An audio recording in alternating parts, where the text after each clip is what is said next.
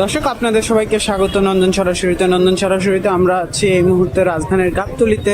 রাজধানীর অন্যতম গুরুত্বপূর্ণ এবং প্রধান প্রবেশ পথে এখানে সেনাবাহিনী অতিরিক্ত ভাড়া আদায়ের বিরুদ্ধে অভিযান পরিচালনা করছে। আপনাদের সাথে সেই অভিযান নিয়ে যুক্ত হয়েছে, আমাদের সাথে থাকুন, দেখতে থাকুন।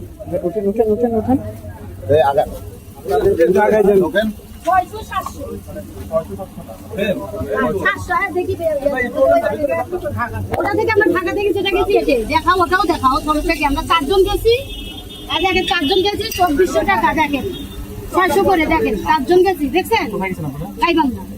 জি, গাইবান্ধা থেকে বিট আজকে বাস স্ট্যান্ড থেকে গাইবান্ধা গেছিলেন কয় তারিখে? 11 তারিখে। হ্যাঁ, ভাড়া ছিল 700, 4 জনের 700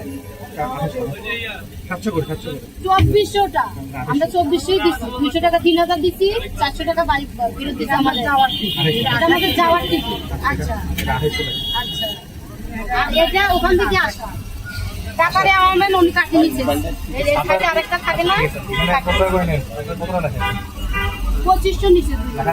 ওই যে এক সাইডে লেখা থাকে ওটা নিয়ে নিচ্ছে ওরা সিরিয়া। এটা টিকিটটা এত বড় থাকে না, সিরি নিচ্ছে। তার মানে আপনাদের নাম্বারও আছে। আপনাদের কাছ থেকে 1100 টাকা অতিরিক্ত নেওয়া হয়েছে, তাই তো? মানে 7-2-14 টাকা হচ্ছে আমাদের ভাড়া হওয়ার কথা, 2500 টাকা নিচ্ছে। আপনাকে এখন বাকি 1100 টাকা পৌঁছান। সুপারভাইজার কোথায়? সুপারভাইজার কোথায় ভাইয়া? সুপারভাইজার কই? এদিকে আসবেন সুপারভাইজার। গলা কাটি ওই যে উনার কাছে নিচে 2600। দুইজন। এই ছেলেটার থেকে নিচে 1300 একটা সেট। তাহলে এই টাকাগুলো এত বেশি নেই। এই সুপারভাইজার কোথায়? সুপারভাইজার তো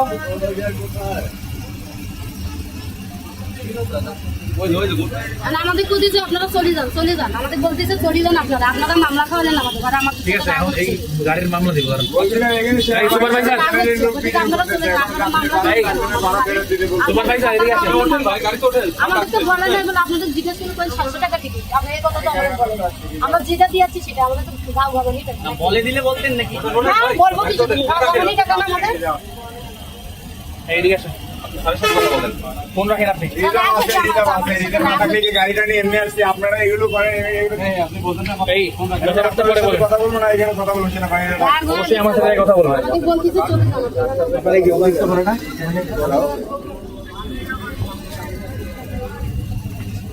আপনি ফোনটা রাখবেন।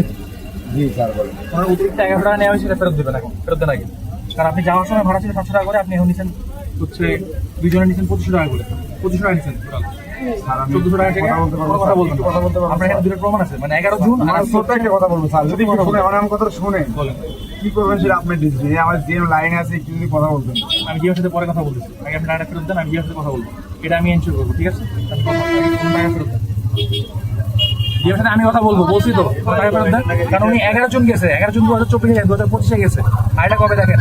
আজকে কয় তারিখ? আজকে বলেন 15 তারিখ। হ্যাঁ, ওনার টাকা ফেরত দেন। 1100 টাকা পাচ্ছে। আপনার কত জানতে চান? ওই যে পিচিটা নিচে হলো দিচ্ছি সবারটা দেওয়া। পিচিটা নিচে হলো 1300 একটা বাচ্চা। স্যার আমি আপনি আমার পকেটে দিতেই স্যার, আল্লাহর হস্তে আমি কথা বলবো, সমস্যা নেই, ঠিক আছে? আমার টাকা যেন আমি পয়সার ব্যবস্থা করে দিই।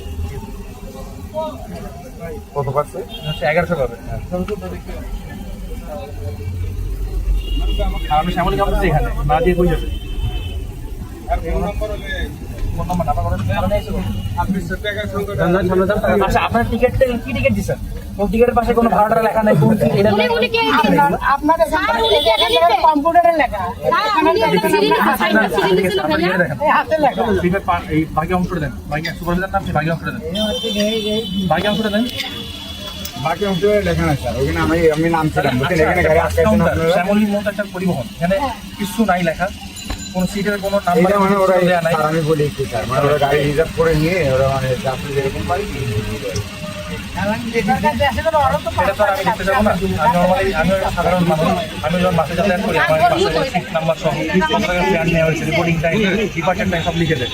কিছুই লেখা নেই, শুধু নাম লেখা আছে, কিছু নাই।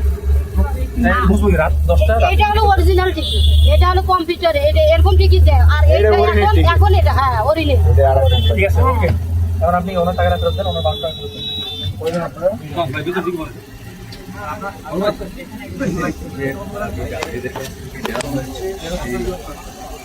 অতিরিক্ত টাকা ফেরত দেওয়া হচ্ছে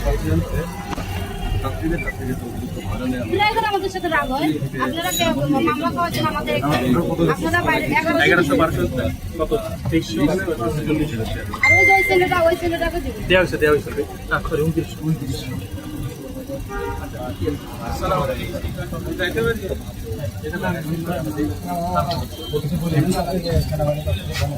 হ্যাঁ বলবো সেনাবাহিনী যে আপনাদের এই টাকা ফিরাই দিল, সেনাবাহিনী কি আপনাদের কি মনে হয়?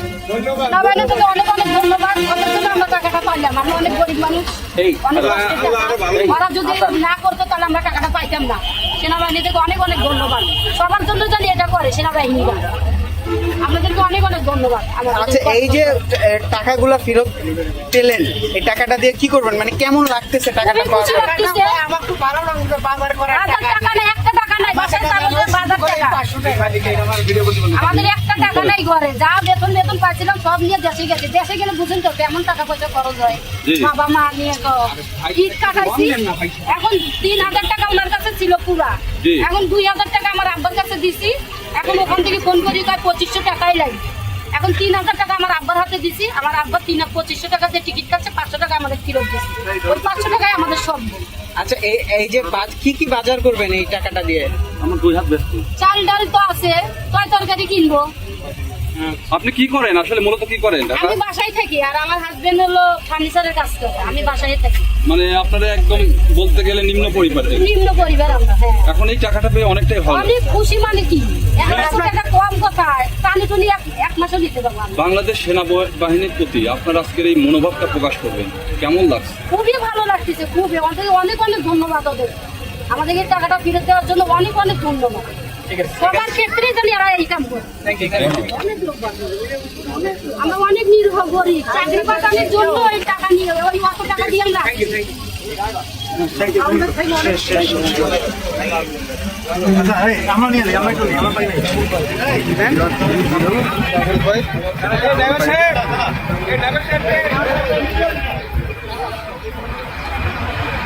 দর্শক, আমরা দেখছিলাম একটি বাসে সেনাবাহিনীর যে অভিযান চলছে সেই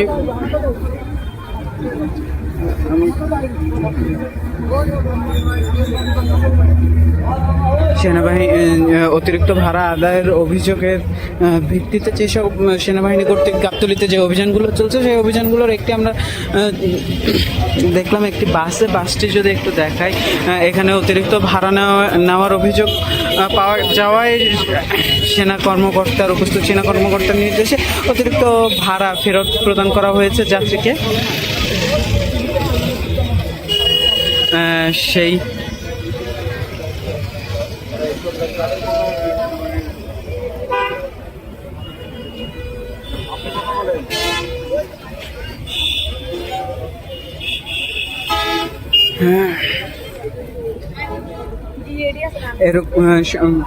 প্রায় সকাল থেকে এই অভিযানটি শুরু করেছে সেনাবাহিনী। এর আগেও বেশ কিছু বাসে অভিযান পরিচালনা করেছে এবং ব্যবস্থা গ্রহণ করা হয়েছে। অতিরিক্ত ভাড়া আদায়ের অভিযোগ যেগুলোতে পাওয়া গেছে সেগুলোতে যেমন টাকা ভাড়া ফেরত দিতে বলা হয়েছে, তেমনি অন্যান্য অভিযোগের প্রেক্ষিতে আইনি ব্যবস্থা গ্রহণ করা হচ্ছে। গাড়িটির যে ডকুমেন্ট রয়েছে এবং ফিটনেসের যে ডকুমেন্টগুলো রয়েছে সেটি আসলে যাচাই করা হচ্ছে এবং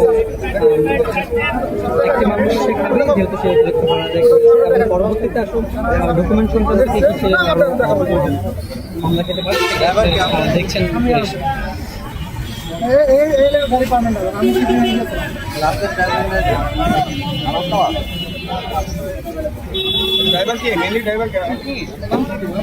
আমি এটা নিয়ে আসছি আজকে কিন্তু পার্মানেন্ট ড্রাইভার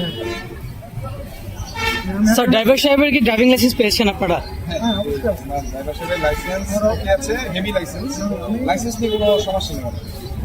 আদার্স যে ডকুমেন্টগুলো আপনারা দেখছেন ফিটনেসের যে কাগজপত্র বা টেস্ট টোকেন, যে কাগজগুলো পেয়েছি ওনার কাছ থেকে দুটো আমি অরিজিনাল কাগজ পেয়েছি আর দুটো কাগজ ফটোকপি পেয়েছি, কিন্তু দুটো কাগজে ভেদ আছে। এই জন্য আমরা তো মার্সি করছি, যেহেতু অতিরিক্ত ভাড়া আদায় করছে ওই ধারা আমরা একটা জরিমানা করে দিচ্ছি। শুধু এখন আপাতত তাদের জরিমানা করছেন অতিরিক্ত ভাড়া আয়ের জন্য। ধন্যবাদ। পাবলিক হেলথ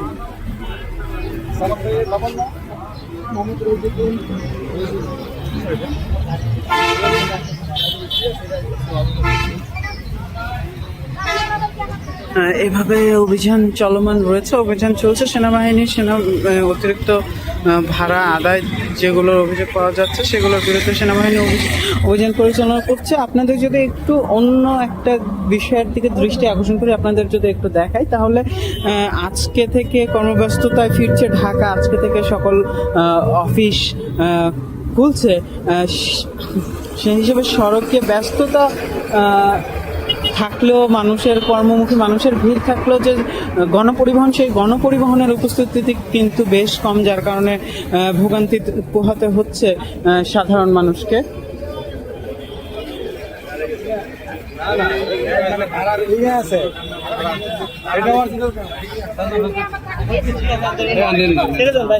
গরমে কলেজে পড়া শুধু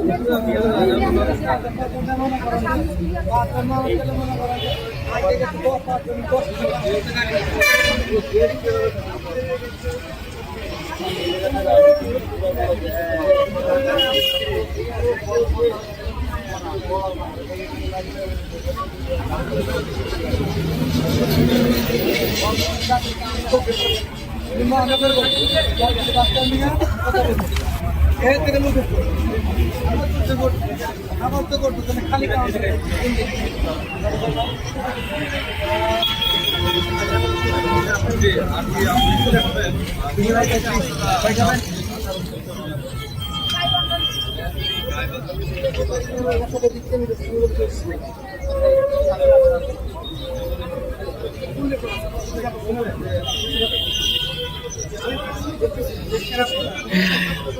এই ছিল আমার কাছে ঘরে ফেরা মানুষের সর্বশেষ খবর। এতক্ষণ আমাদের সাথে থাকার জন্য ধন্যবাদ। নন্দন টিভির ইউটিউব চ্যানেলটি সাবস্ক্রাইব করতে ভুলবেন না, ফেসবুক পেজটি লাইক করতে ভুলবেন না।